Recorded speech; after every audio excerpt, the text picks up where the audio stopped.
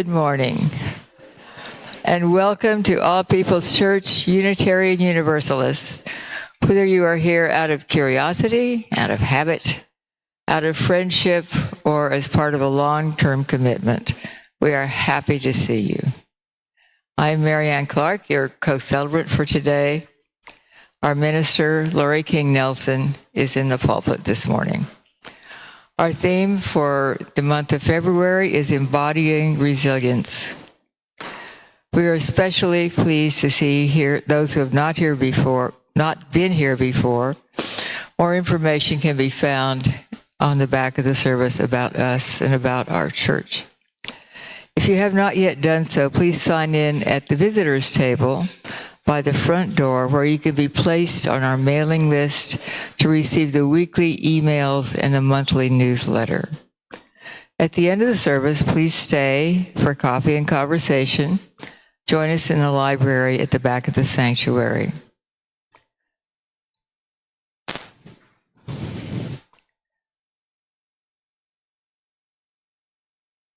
Please settle comfortably now for our musical prelude.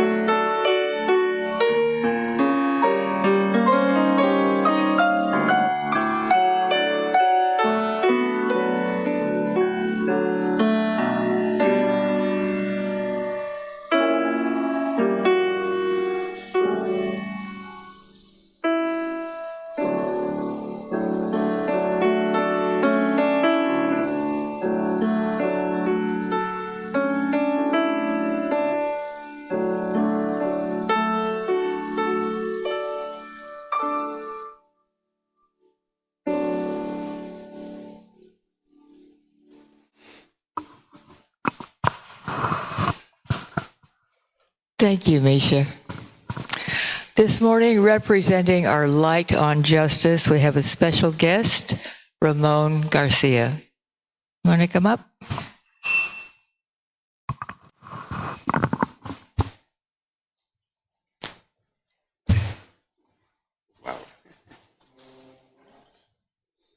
Okay, good morning, everyone. My name is Ramon Garcia. If it's okay, I'll give a little bit of information about myself, and then I'll talk about why I'm here. So I guess first and foremost, I really appreciate the invitation. It's great to get an opportunity to come and spend some time with you all and talk a little bit about the work that I'm involved with. So I've been attending the Denton Unitarian Universalist Fellowship in in Denton since 2020. I have been an educator for almost 10 years now, and I'm currently working with the DFW Support Committee to provide support for the Prairie Land Defendants. And if it's okay, I'd like to speak a little bit about what has drawn me to UU, essentially. One of the big things that really drew me to Unitarian Universalism is the phrase of deeds, not creeds, right? That, we believe in putting action behind our beliefs. And that's really what my friends, the Prairie Land Defendants, were about. Has anyone heard of the Prairie Land case? A couple of folks have. So I'll just kind of give a brief overview of what happened and kind of some of the events that have occurred since. So on July 4th, a group of our friends came together outside of the Prairie Land Detention Center in Alvarado, Texas. And this is one of the notorious detention centers where conditions for the people being held there they're not great. Our friends showed up to host a protest, a noise demo to show solidarity with the people who are being held inside. As a result, later that night, 9 people were arrested. They have been charged with domestic terrorism under this new designation coming from the Trump administration.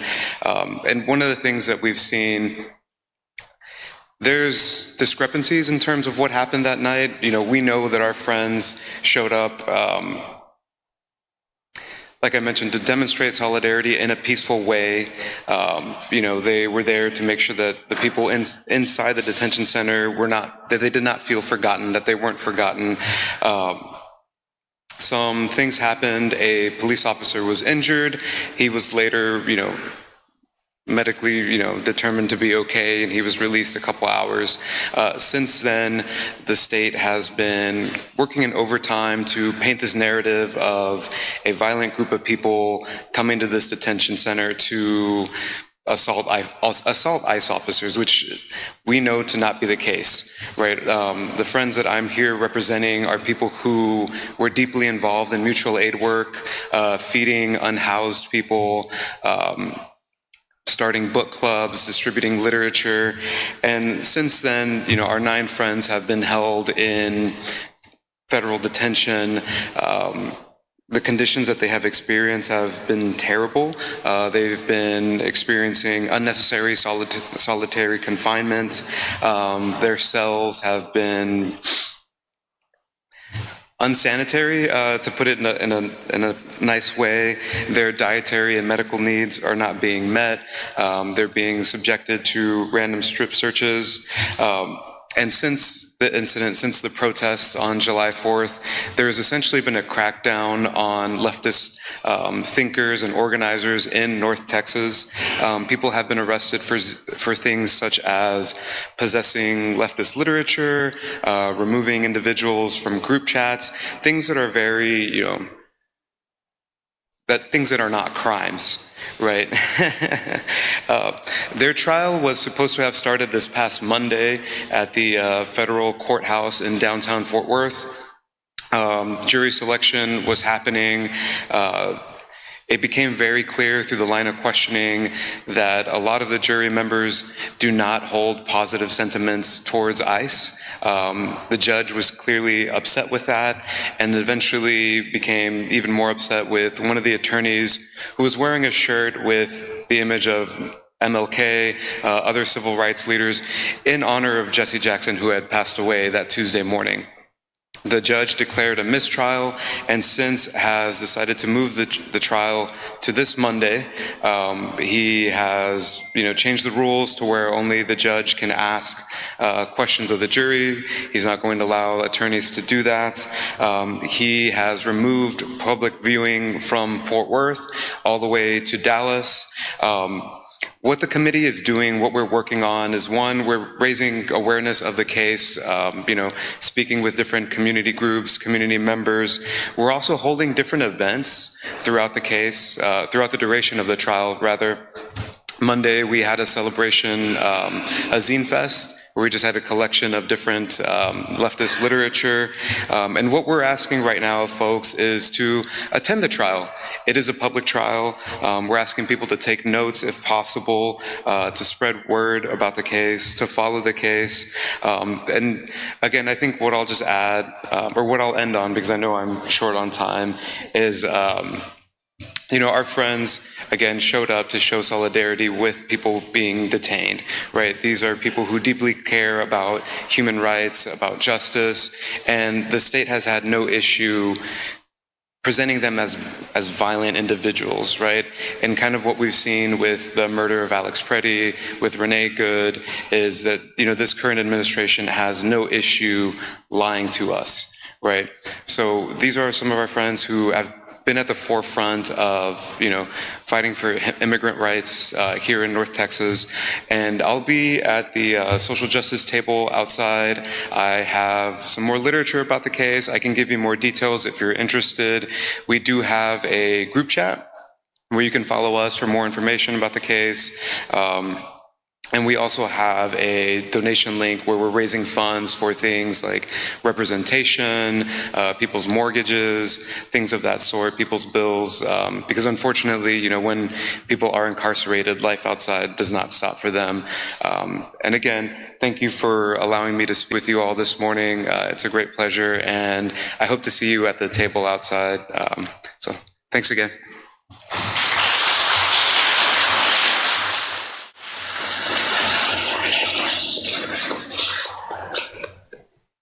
Thank you so much. We so appreciate the work that you do, and we know that it's hard work and it's emotional work, but it's beautiful work as well, and we thank you for that. Let us call ourselves to worship.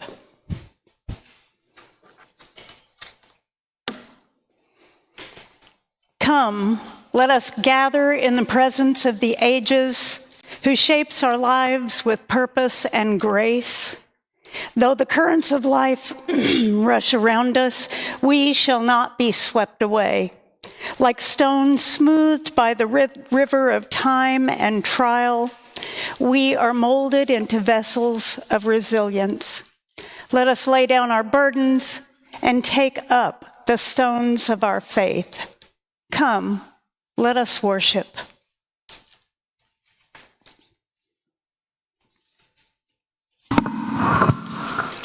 Please stand as you are willing and able for our chalice lighting, our opening hymn, and our affirmation. Our chalice lighting words come from the Reverend Michelle Collins. Come to this time of worship, worn, weary, or wide awake. In this gathering, we acknowledge the pressure of living. Today, let us embody resilience together, not as armor, but as the soft, stubborn practice of returning to ourselves, to one another, and to the work of love. Please join now in singing our Hymn of the Month for February, number 146, Soon the Day Will Arrive.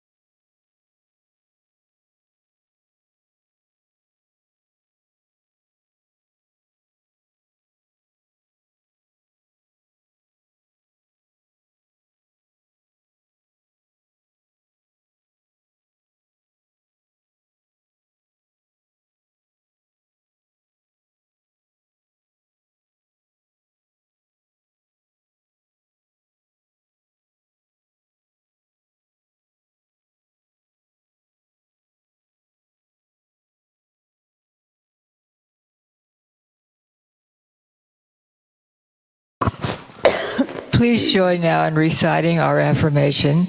The words are in the order of service and also on the screens. Love is the doctrine of this church. The quest for truth is our sacrament, and service is our prayer. To dwell together in peace, to seek knowledge and freedom, to serve others in community, to the end that all souls shall grow into harmony with creation. Thus do we covenant with one another. Please be seated. The young and the young at heart are now invited to come forward for our time for all ages here at the front of the chancel.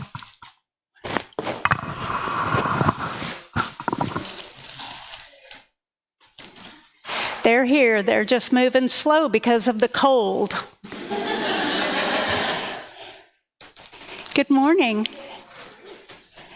Oh, y'all have brought pillows. Good. My grandma's. Oh, that'll keep you toasty if you get chilly. So I don't know what's going on with the carpet, but I think, hey, you going to lay up there? Well, you can see better, right?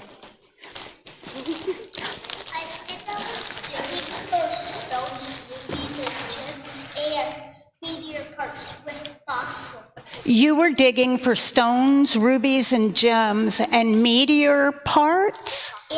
And fossils. Where? Fossils from dinosaurs. Where were you doing that? At the museum?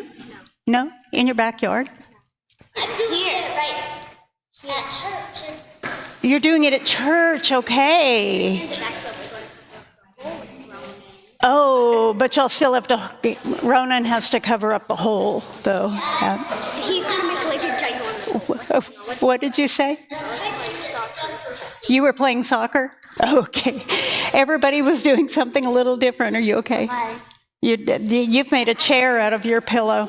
So this is not a trick question, but what do I have in here? A cookie? Coal? Rocks, yes. Thank you. Yes. Rocks and sand. And maybe what else is in here? There's a little bit of other stuff in here. I think there's a piece of petrified wood and all sorts of stuff. I really appreciate that y'all want to be all the way up here with me. We're all good.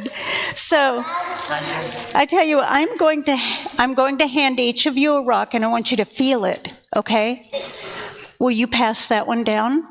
It's heavy. Yes, will you pass it down? Because I want everybody to be holding a rock. Let me pass one this way. Okay. You want to pass that to Ronan? Here, I'm going to give you this rock. Yes. Okay, who's missing a rock? Aislinn. Okay. And Ronan. Oh, no, Ronan has one. Oh, he doesn't. Here, I'm going to give you a tiny one. But it's very special. It's a special one. Okay, I'm working on it. Here we go. It's very interesting, isn't it? Yeah. Okay, tell me about your rock. Tell me about your rock. What does it feel like? Do you find any smooth spots on it? Mine is rough and I don't like this structure. Like, You don't like that structure? yeah, how it feels. Because it's kind of rough? Yes. You have a roof. Yes, it's shaped like a roof. Is yours rough? Yeah. It is a little bit. Is it as rough as the edges? Or are the edges rougher?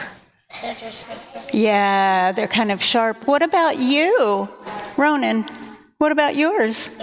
It looks like a medium part and it also feels like one. It looks and feels like a meteor part. Okay. Well, that's highly possible because over the course of Earth's time, things have fallen to Earth. So it could be. Yeah.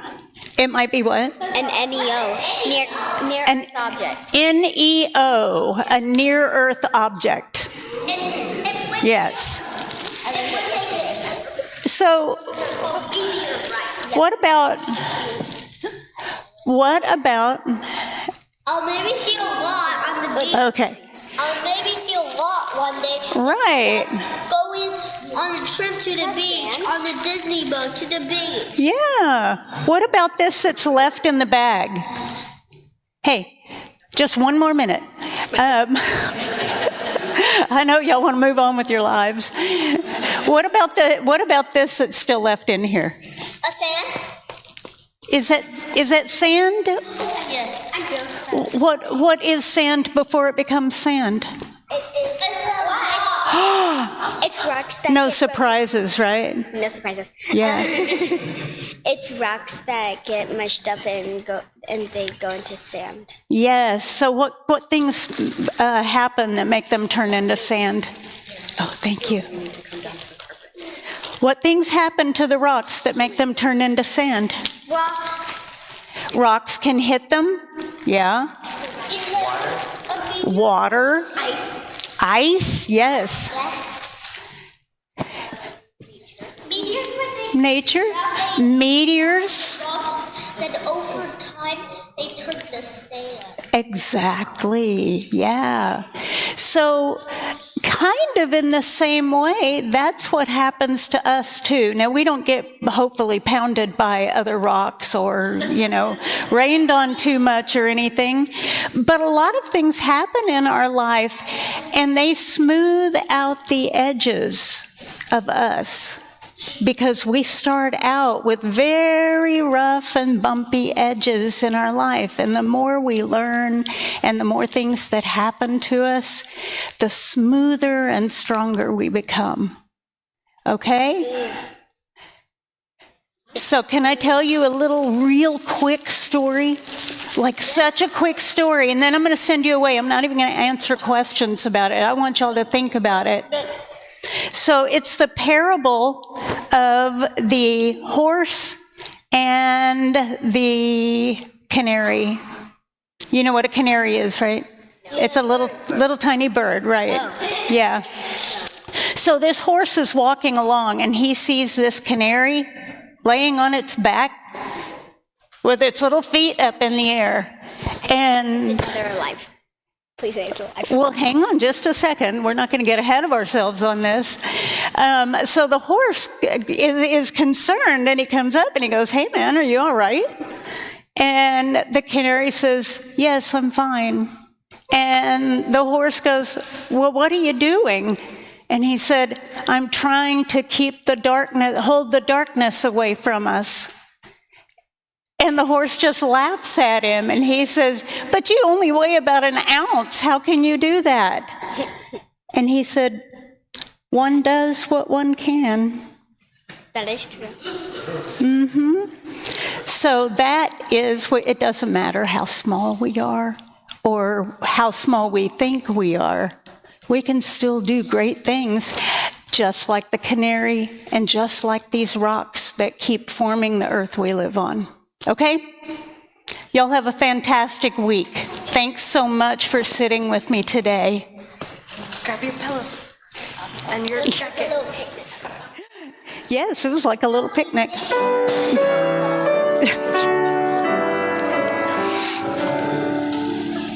As we leave this lonely place,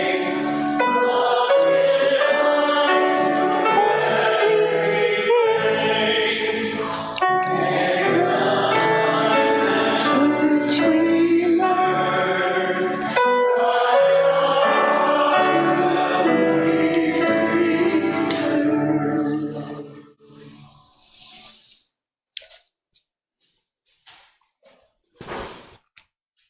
One of those kids was standing back there while Ramon was talking, waving a flag. Our offertory words were written by Erica Hewitt.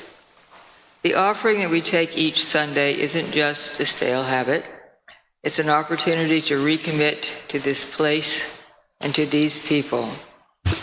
Our offering, affirmation, a yes. Oh, that made a difference. When we give, we say yes to something we value. With our gifts freely given, may we say yes to the values of our faith. May our offering help us to practice Unitarian Universalism within and beyond our congregation as tools to empower our mission. Our current Share the Plate recipient is the Tarrant Area Food Bank. If you prefer, donations can be made using the QR code that's on the back of the order of service.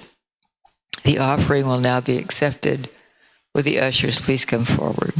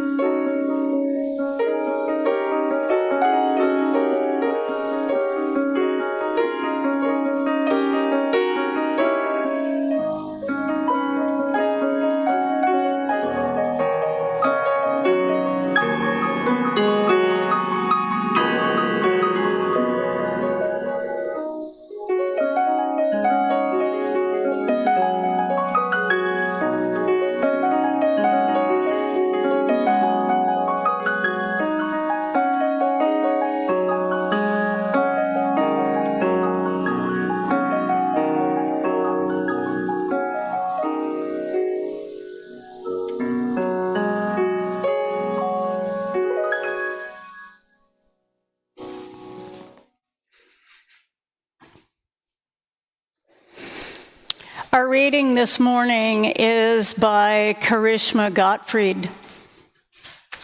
Salvation in this life. This comes from our Universalist roots, and it might be the most radical, jagged rock of them all. While most other faiths believe in an afterlife, as Unitarian Universalists as a whole, we understand that no one belief is guaranteed to be true. Each person can still have their own truth, but what's more important to us than what happens after we die is how we live. Maybe we go to heaven, or are reborn, or cease to exist. Maybe our fate is predetermined, or maybe our actions add up to determine whether we make it into the good place. But what can we do now? What can we do to make the world a better place? Not because of some future reward, but because our lives now depend on it. Because our liberation is tied up in one another's. Because we are connected, and when one of us is in pain, we are all in pain. Because none of us are free until all of us are free. There is no salvation for us in this life unless it is for all of us. We have to gather that light together. That is the promise of beloved community. In 1790, when the Universalist Convention in Philadelphia adopted an anti-slavery resolution proposed by Benjamin Rush, who signed the Declaration of Independence, they were fighting for salvation in this life. When American Unitarians traveled to Europe and risked their lives to help Jews and other refugees escape the Nazis, they were fighting for salvation in this life. When Reverend James Reeb and Viola Luzuo were killed in Selma after traveling there for the civil rights movement, they were fighting for salvation in this life. And today, as Unitarian Universalist congregations around the country vote to provide sanctuary for undocumented immigrants, As you use travel to the southern border to protest and bear witness, as we proclaim that no one can be illegal on stolen ground, we are fighting for salvation in this life. Reverend Sophia Betancourt reminds us, we are in control of what we do with our daily living. If we, each one of us, represent a missing remnant in the fabric of our collective future, then together we can lean into a possibility that we have yet to fully experience in human history, a collective wholeness, an unassailable good. So immerse yourself unapologetically in what it means to be a Unitarian Universalist in these days. Then go out into the world and live knowing that your faith matters. There have been many, many times in our history and today where we have not done the right thing, where we have forgotten about what we are all working towards. But Unitarian minister Theodore Parker said it best when he said, "Look at the facts of the world. You see a continual and progressive triumph of the right. I do not pretend to understand the moral universe. The arc is a long one. My eye reaches but a little ways. I cannot calculate the curve and complete the figure by the experience of sight. I can divine it by conscience, but from what I see, I am sure it bends toward justice." And it bends that way because there are people who are bending it towards justice because it is our duty to help heal the world, to fight for salvation in this life. We are a community of thinkers and seekers. We are heretics, the word coming from the Greek, to choose.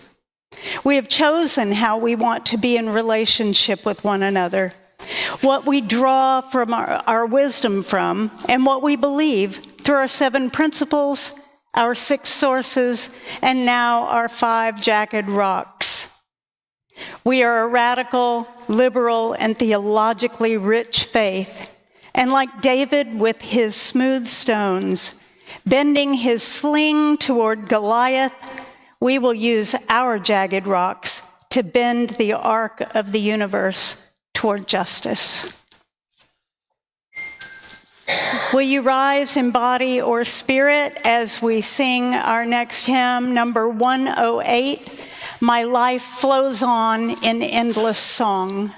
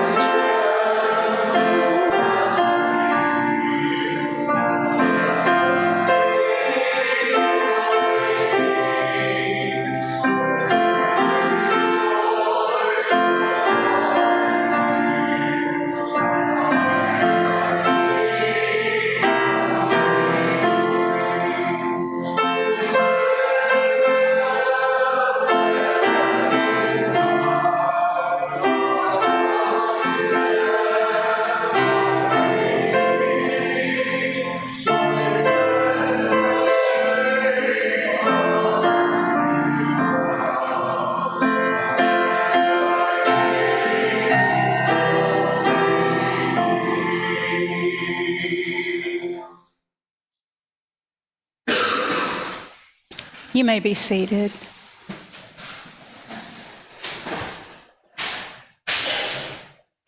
At this time in our service, we pause to honor and give time and attention to those things most important to us. We gather here for healing and for peace in our hearts and in the world, and honor our time together with shared stories and news from the congregation. Each week, there's a journal outside the entrance to the sanctuary where you can write a message of memory or hope. We honor these messages by lighting these 3 candles next to our chalice. Also, at any time during our service, you're welcome to come forward and light a candle in our meditation center here at the side of our chancel. Today, from our book of Memory and Hope, Theodore Parker, a fellow Unitarian.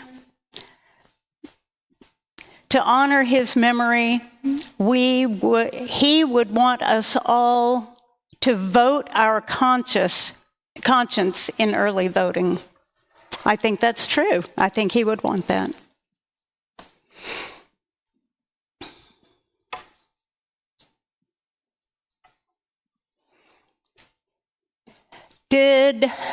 Paul, did you pass out the stones?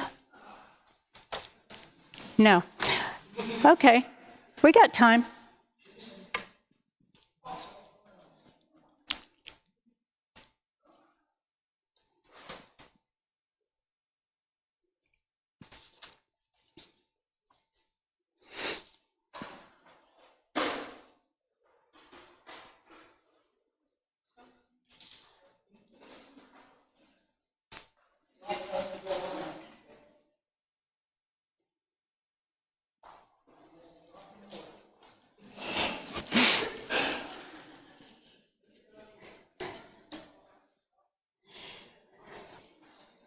It's been a real busy morning, and everyone who has been preparing for worship service this morning has had like 10 jobs.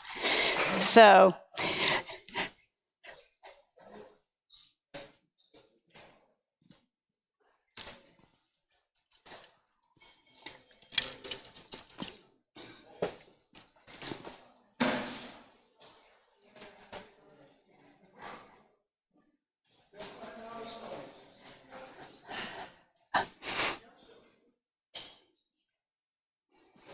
okay, those who don't have a stone can pretend. Okay? Yeah. So, I want us to be in a posture of relaxation. Settle yourself in your chair however you are most comfortable. Close your eyes. And I want you to picture in your mind this stone you're holding or the stone you're imagining. I want you to think first about the smoothness of that stone. And I want you to think about what it might have been before it was a smooth stone. Think of where it might have come from. Just picture it in your mind. Did it come from a beach? Was it a piece of mountain that broke and fell away? Was it from a riverbed? And think about that.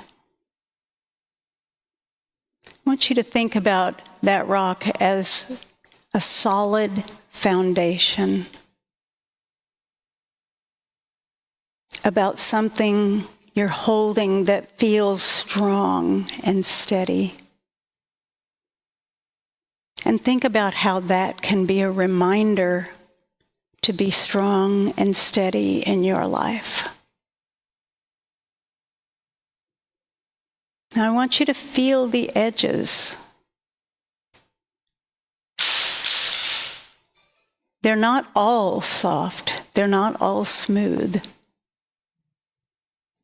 But those differences in the texture kind of symbolize adaptability, flexibility, and the willingness of the stone to embrace the flow of the earth, even in uncertain times. Now I want you to take that stone and rub your thumbs across it in the shape of a heart.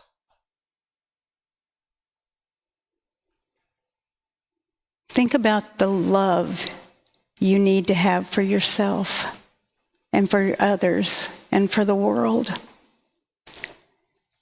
That love is a warmth and vibrancy that's a beacon of compassion and connection among us. Make the symbol of the heart again and think about spreading it outwards. Now think of this stone as something you're seeing through shallow water. You're looking down at it through the water at dusk. Do you feel a sense of peace as you reach down and pick it up and hold it? You can imagine the calm reflection of a moonlit lake or a small, gently flowing river, bringing a deep sense of serenity to your life. And lastly, I want you to move your fingers across the stone and know that there's hope in the world, that the stone can represent a shining light through the dark that brings optimism and resilience in challenging moments, just as that rock has had to endure so much. So can we.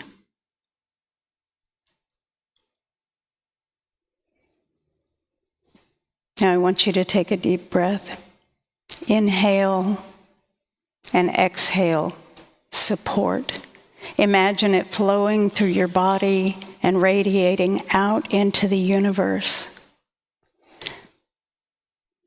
Now embrace that flow of breath and life and visualize flexibility and acceptance with each breath you take.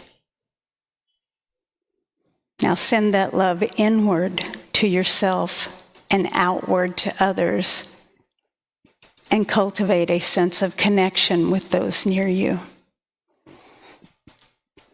Imagine stillness and tranquility grounding yourself in this very present moment.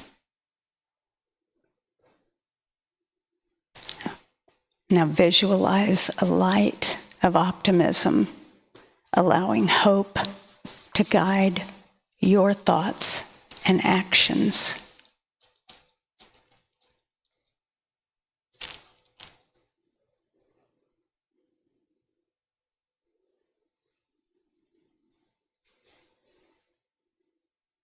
Now we'll pause for a few moments of quiet meditation to hold and uplift the sorrows and celebrations, both spoken and unspoken, among us. And then Misha will lift our hearts with music.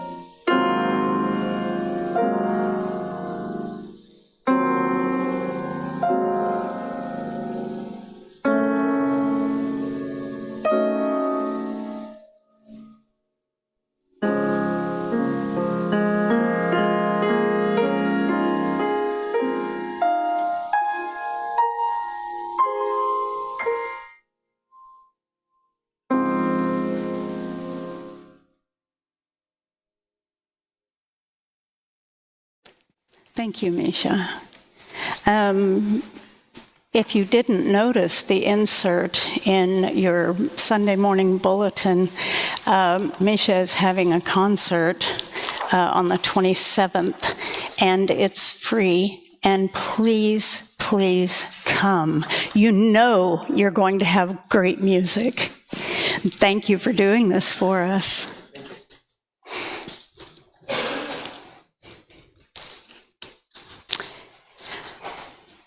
I am the stone. The ocean is determined to beat it into sand, to erode the very memory of where I used to stand, to pull me under grain by grain to the deep below, to drift in shards on the ocean floor, carried in the flow. But for now, I still stand, pounded in a storm, rooted and stubborn, determined and weeping, calloused under scorn, bit by grain, I feel pulled away, slowly drowned by the sea. Yet still I stand, and it will take the might of Poseidon to break me. That's a poem by rebel poet Hannah Elizabeth Perrin. And you know, I used to think that I was a pretty smooth stone. But I found out that I was, in fact, not. I was so far from smooth. And that happened when I was completing the core classes for my undergraduate degree.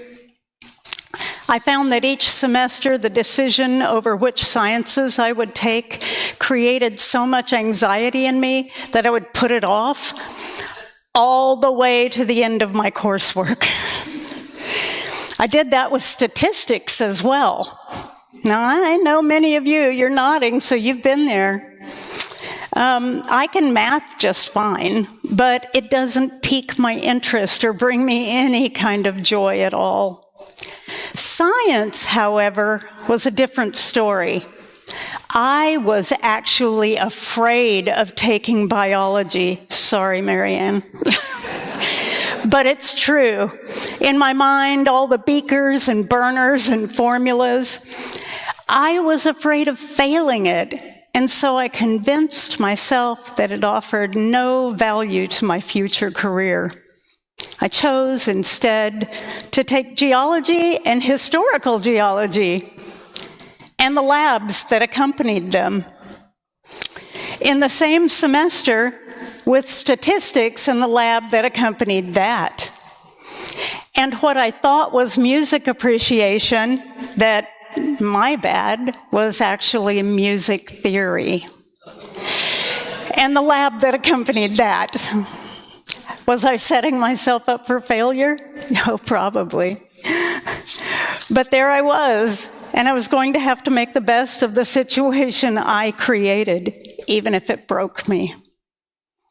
I can think of about 100 times during that semester when I told myself I couldn't do it, that I could just drop a class or two and just stay another semester. Just admit defeat. You know, all of life's crushing or joyous events and decisions make us who we are. We learn resilience. We learn how to move up and down the hills of life and bounce back from nearly everything that it throws at us.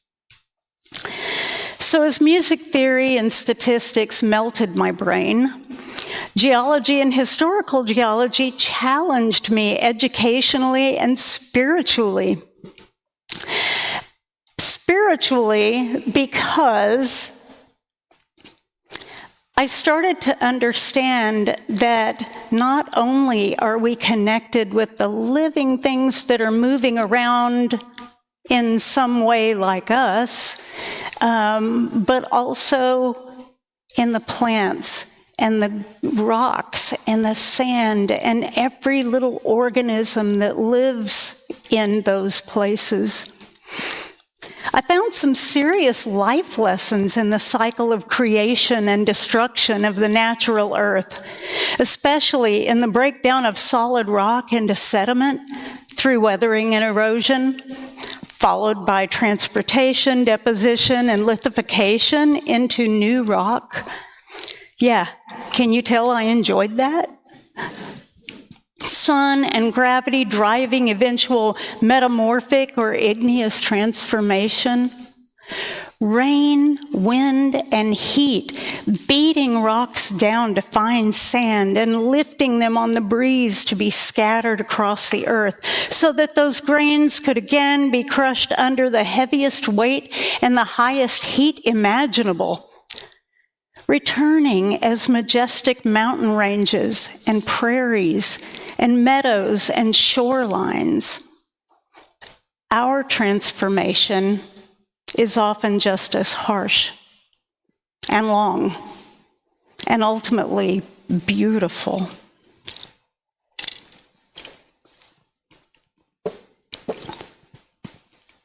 Back in the early 90s, after transitioning my family back from Japan into the US, I was managing a clothing store, Margot's, for any of you who remember that chain. It was in what was then Town Center, formerly the open-air mall called Seminary South, now known as La Grande Plaza. As I opened up one morning to a crowd of absolutely zero waiting to buy my wares, I was distracted by cheering and singing coming from the direction of the Sears store. Curiosity got the best of me, so I pulled the gate down, relocked it, and wandered down to the other end of the mall, and found that a large crowd had gathered around none other than the Reverend Jesse Jackson. There were probably 200 men and women there, and then me, hanging at the back of the group, eagerly listening to him encourage people to stand together, unite, and fight for racial and economic justice. He encouraged them to come together and organize for labor and civil rights. Then he stopped and said, "Not just you black men and women, but do you see this white woman back there? Ma'am, we need you too. Everyone, we need everyone." And suddenly, and it was like slow motion, everybody turned to look at me, and I realized I was the white woman, the only white woman there. And then I felt someone take my right hand, and then my left hand. And then we began singing and swaying, and I felt like I was suddenly so different. Like somehow, in a matter of minutes, I understood this fight had been happening around me all along, but I had never had to experience it personally, and I had never been surrounded by this kind of energy and urgency. I was so pumped that I probably could have led my own protest that day. I felt honored to shake his hand that morning. I thanked him for all of his years of work, and he thanked me for just being there. He told all of us that we had to be strong to do this kind of work, and that the kind of strength he was talking about was the ability to go to bed each night knowing you were going to get up and do it all over again, but as a new person, because each day's experiences are like the pressures on sand and soil that compress them into stone. They give us the strength we need to awake each morning ready to face whatever the world has to throw at us. And the world is certainly throwing it at us. It's transformative to see ourselves as part of this continuous revelation, transformative and empowering.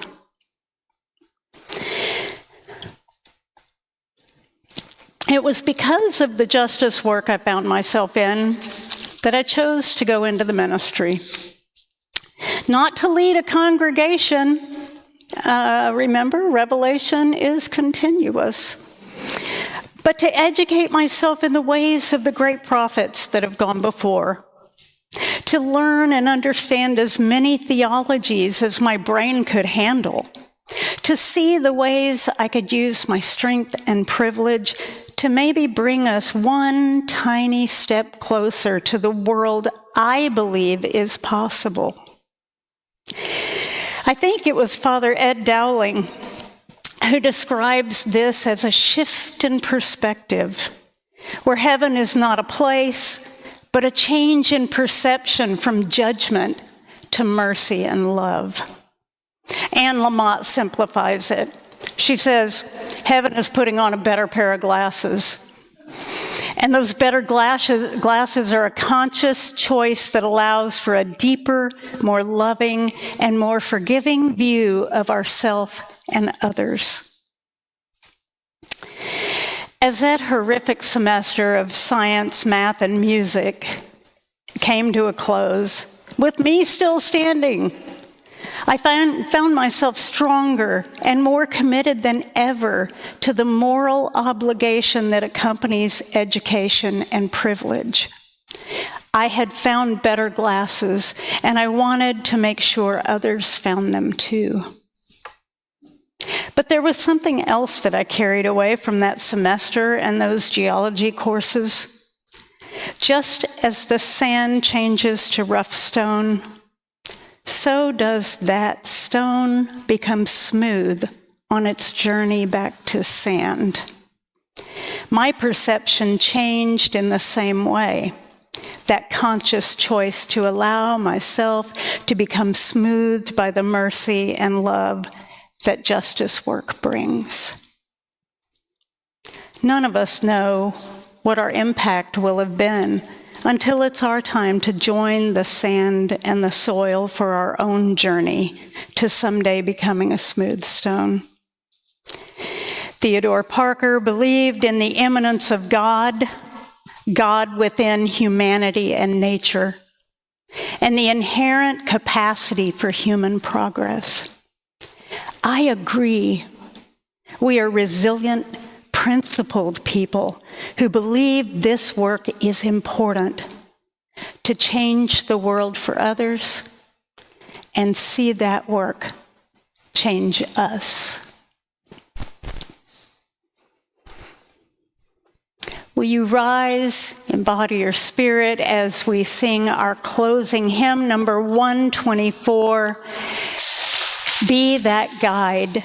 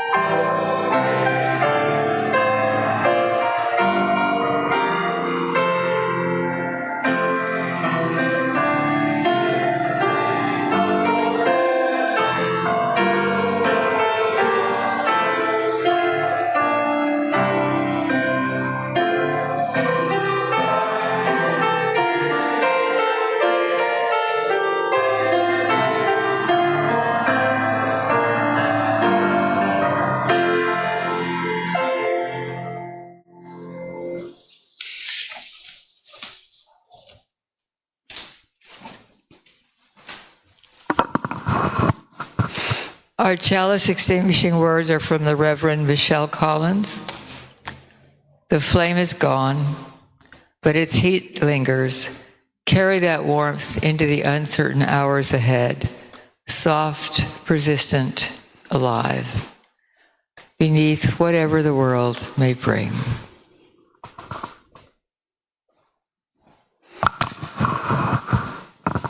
Our benediction words are from Theodore Parker. I do not pretend to understand the moral universe. The arc is a long one. My eye reaches but a little way. But from what I see, I am sure it bends towards justice. Let's go out and bend that arc. But before we do that, I invite you to stay for coffee and conversation in the library at the rear of the sanctuary, and we can talk about ways you can bend that. Have a great week.